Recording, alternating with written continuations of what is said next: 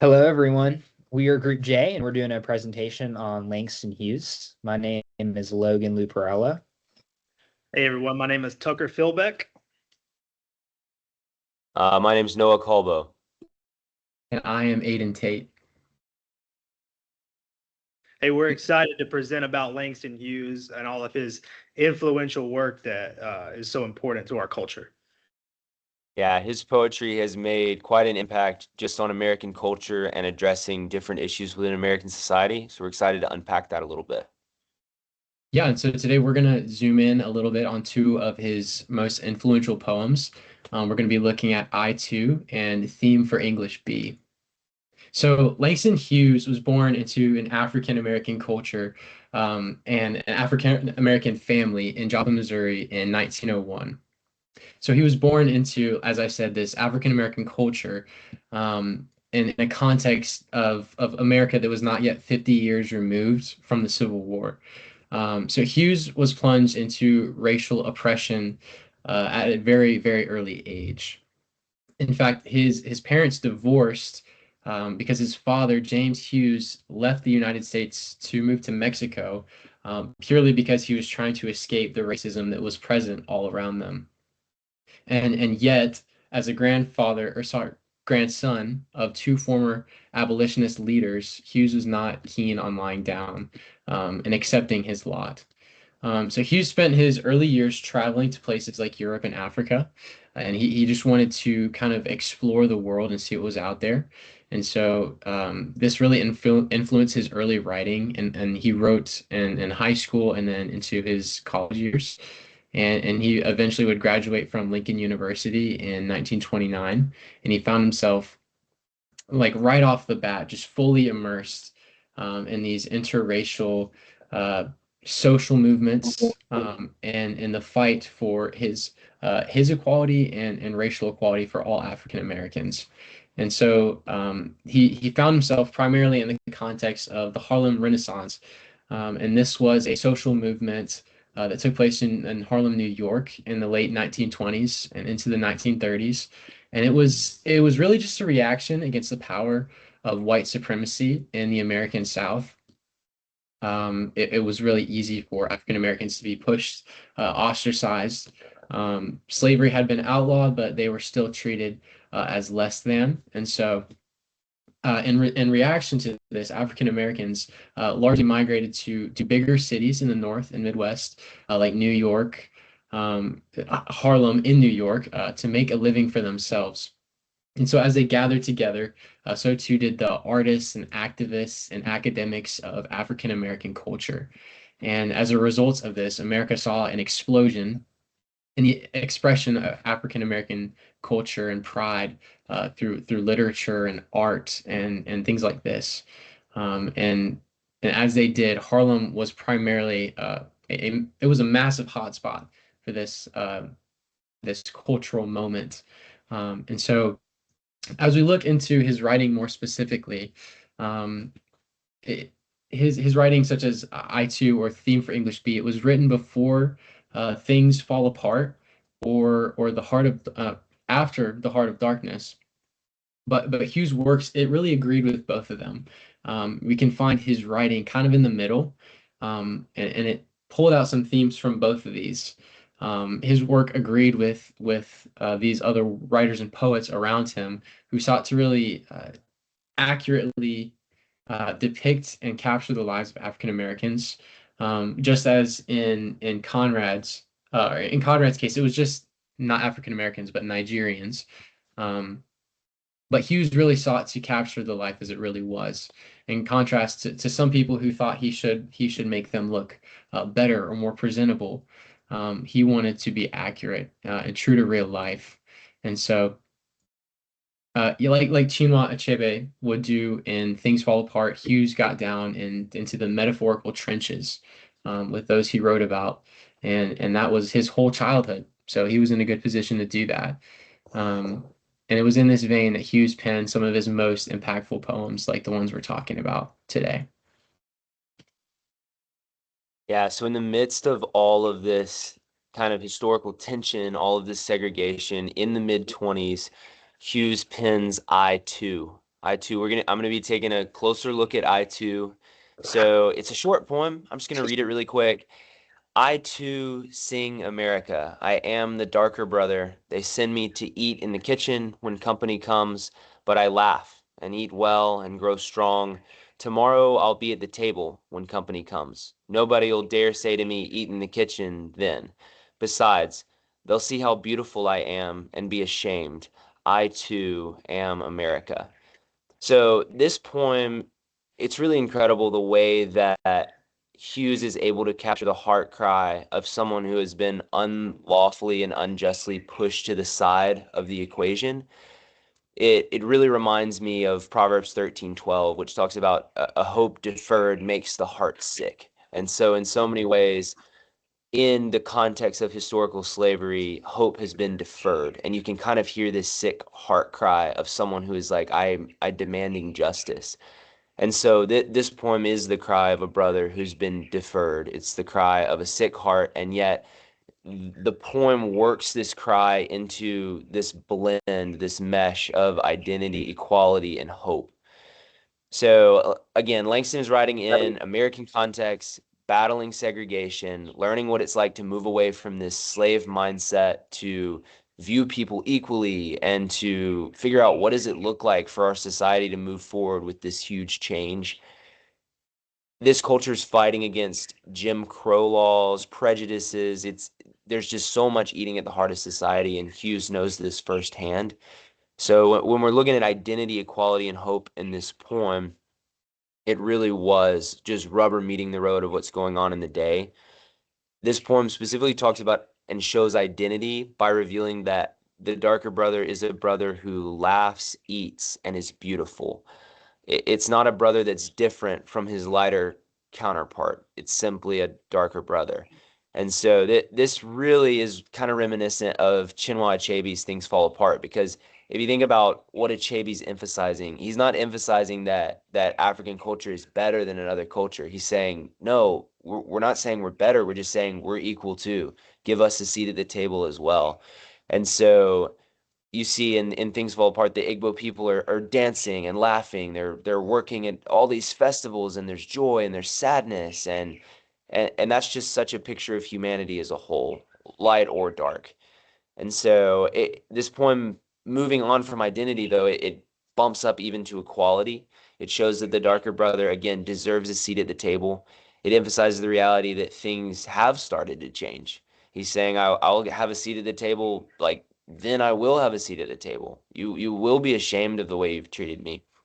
It really takes the reality that things have started to change, and it's crying for justice not only on a large scale, like on a national scale, but down to like a plate in the kitchen. Like, I deserve a seat at the table in the kitchen. Like, not don't send me to the kitchen. Like, bring me to the dining room. Let me sit at the table because I'm equal to everybody else. And so this poem really gives the darker brother a voice. That's something that Heart of Darkness didn't do. It didn't give the African people a voice. And this poem is saying, no, we deserve a voice, not only a speaking voice, but a singing voice. We are also America. We have a beautiful voice. We're going to sing as well. And then finally, this poem emphasizes hope. It's looking forward to that encroaching and almost present day when everyone will sit equally at the table, when everyone will sing together, darker and lighter brother, in one voice. And so he's also looking for the time when injustice will be recognized, when people will be ashamed of having not allowed the darker brother to sing. This poem, again, is just groundbreaking. It really brings to attention the reality of injustice that has occurred, but also the hope of a time and a culture that has started to shift for the better. And so, yeah, I believe that Hughes really is digging up soil here that is allowing the civil rights movement to kind of push forward.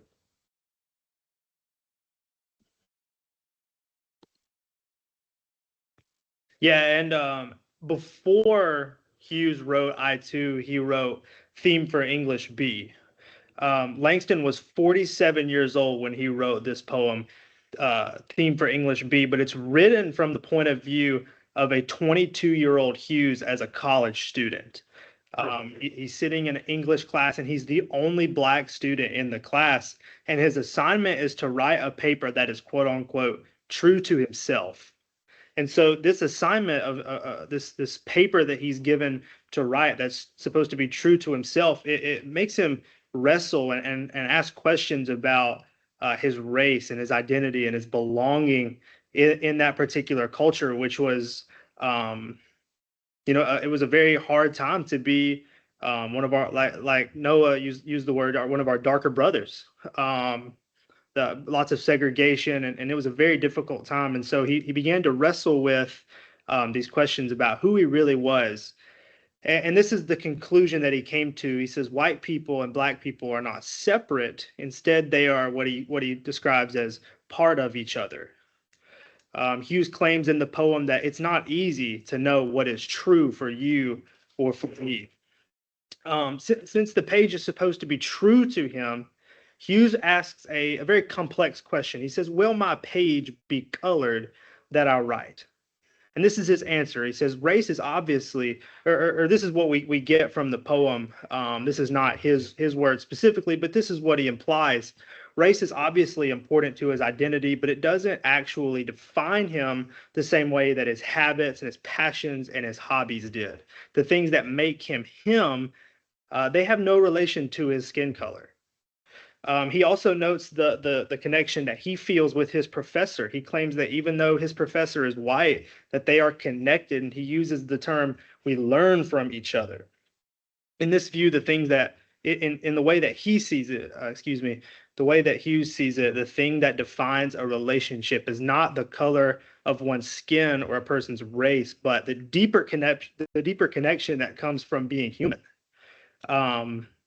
And so the way that this relates to Things Fall Apart and Heart of Darkness is staggering, because you see a lot of the same themes. Specifically in Things Fall Apart, Achebe aims to show that identity is not based on skin color, but character and passions. Those are the things that make somebody themselves. You read that, you get that all throughout the writing that Achebe presents. The whole idea is that, a person, what makes a person themselves is not what they look like on the outside, but who they are. And it reminds me of Genesis 2. In Genesis 2, God says, let us make man in our image. And so, what I think we learn from that, and I think Hughes' writing complements that well, is that, the thing that makes us connected, the thing that makes us all equal, it doesn't make one person better than the other person, is that we're all made in the image of God. We all have a little piece of ourself that is made in the image of God. We are called to represent him, no matter whether we're white, whether we're black, no matter our ethnicity or what we look like, or what we sound like, or talk like. We are made in the image of God. And so I think that this poem, this piece of writing from Hughes, does a great job of demonstrating that.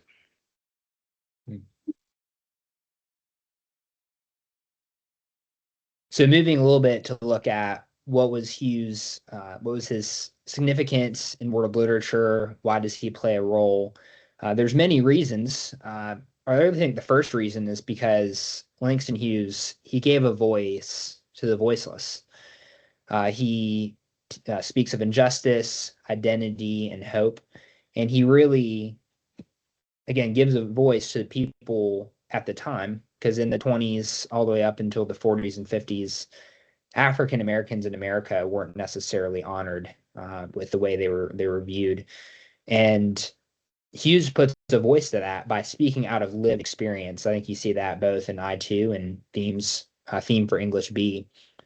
And he really, if you think about, he stands in line with some of the writers like Chinua Achebe, Elie Wiesel, and Corrie ten Boom, and just sharing about their experience. And it's really powerful when we get to read some of Hughes' work. He influenced a number of writers that came after him, and he really was a key figure in the Harlem Renaissance, because the Harlem Renaissance started in the 20s, and it really changed the way both Americans and the entire world viewed people who are African American.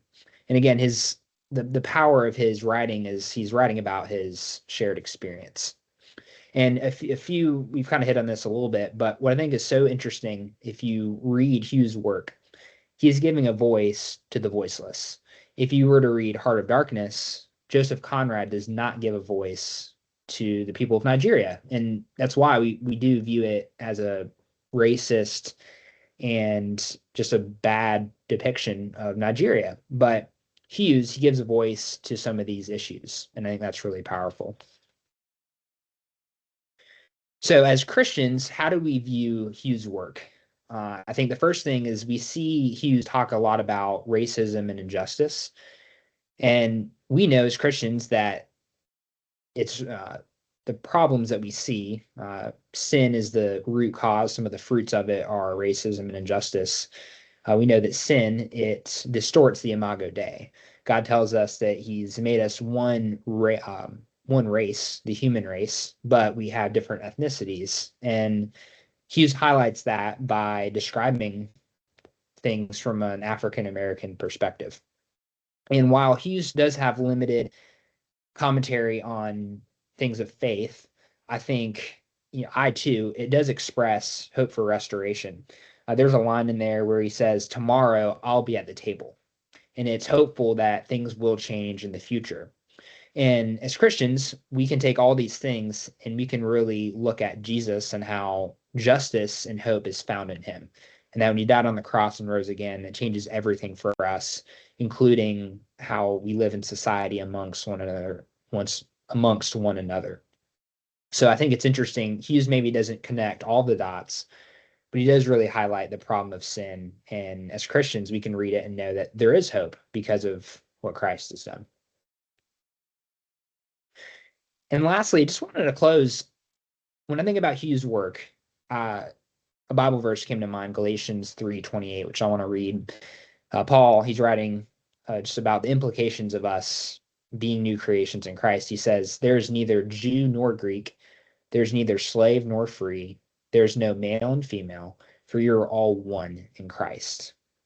And again, Hughes presents the issues of racism and injustice. And if we know one thing, it's that Scripture provides a solution to sin, and it's found in Jesus. Again, when we live out our faith in a way that is the way God designed it, we see every person as another human, part of the human race. But then we also celebrate and see the ways that God has made us different by giving us different ethnicities. So to kind of summarize all this, Hughes, again, he reveals the problem, but we know that the gospel is the answer.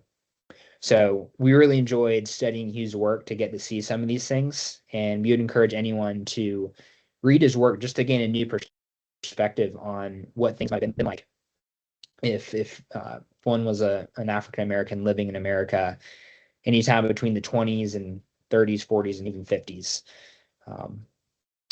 So that concludes our presentation. Thank you so much for listening. Thank you.